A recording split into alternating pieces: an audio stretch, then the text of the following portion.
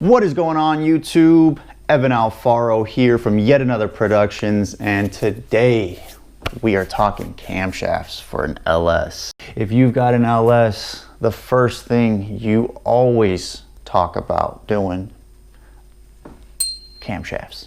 I finally picked one. It took forever. I had to read and then watch video after video and then read some more. And then I was just bouncing back and forth between the smallest of numbers where I was like, do I want this much lift? Do I want this much duration? What about lobe separation angle? What does it all mean? I don't know. Well, I kind of know. And I do want to give some shout outs first off before I break down this video on why I picked what I picked. The first one is My Vintage Iron 7512. This guy is a freaking guru. Check out his videos. He's got a great one on camshafts and airflow and cylinder heads. That's basically how I made my decision. Another one, Richard Holdener. His video is, his videos are just pure raw data. He throws any and every camshaft in any and every LS motor, and he just shows you on a chart what numbers he gets. I love it. I couldn't get enough, but it wasn't easy, guys. This took a lot of consideration, a lot of number crunching. It really had me spinning in circles for days, but I finally pulled the trigger. I made my decision. I went with the Texas Speed Performance cam. It was a kit. It came with push rods and the springs, so I was super stoked about that. It was also, out of the three manufacturers that I was considering the most, it was the cheapest. Brian Tooley Racing was another one I was going to go for, but that kit was about $100 more.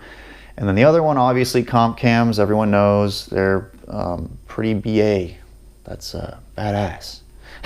But what I was looking at, definitely the most expensive, a little out of my price range. I am trying to keep this project build on a budget, somewhat. I mean, none of it's really cheap, but I'm not going out and buying the most expensive and high-end stuff on the market. So what did I go with? I went with the Texas Speed Performance. It's a 224, 228 duration with a 600 lift and a 112 lobe separation angle. Let me reiterate, I'm not going to break down the science because My Vintage Iron, he did a way better job than I could ever do. I'm just going to regurgitate some of this info that he taught me in a very sped up and very general sense. First, the lift. I went with 600. I was trying to break this down at one point. I was hoping to find a dual profile cam that does everything. It's really good for the intake, really good for the exhaust. The lobe separation was right where I wanted. The durations were perfect so I could have my RPM range that, for whatever reason in my head, makes the most sense for my applications. So I made it simple, 600. A 224, 228 duration. So the duration really moves where the power is going to be on the power curve, either mid, low, high in the RPMs. You pick it, whatever you want.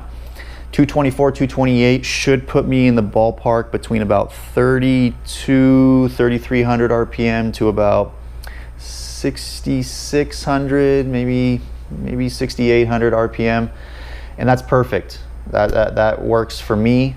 I know these aren't going to be like your RB26s or your 2Js screaming at 8,500 RPM. I just don't have that luxury. And I don't have that luxury for a very specific reason.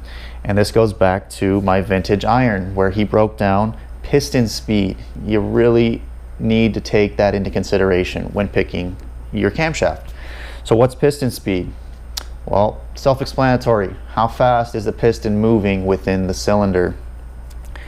Well, I don't know. Who do I ask for that? You don't have to ask anybody. It's a pretty simple math equation.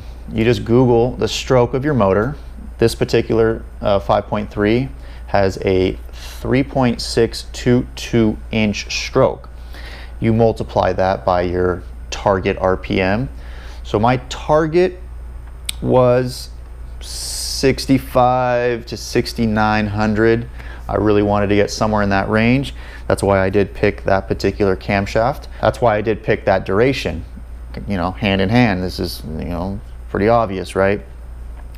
So with those numbers put together, a stroke of 3.622 multiplied by, we'll say 6,900 gives me just under 25,000, and then you divide that by 6 and it gives me about a 4,100 feet per minute speed of the piston. And according to GM and according to my vintage iron, who I'm just going to call him GM, he said anything around 4,000 feet per minute is super safe. And that was another huge thing for me. I want to make sure I get good power, consistent, a good power curve, and reliable. I don't want to be pulling this motor out every other month. That's why I'm doing all of this prep work prior to installing it back in the car. So the final number, lobe separation angle. I had two choices, 112 and 114. From what I learned, the lower the number, it kind of dials back the power curve. So again, I'm hoping peak power, peak numbers should be around 45, maybe 5 grand, all the way up to about 6,500. Obviously I don't know this yet, I haven't dynoed the car, but we will find out as soon as this thing is on the road. So another thing to consider when buying the cam is the springs, the spring upgrades, which I would recommend. And the Texas Speed package came with springs and push rods. The springs though had me a little concerned for a few minutes. I noticed that they were a single spring.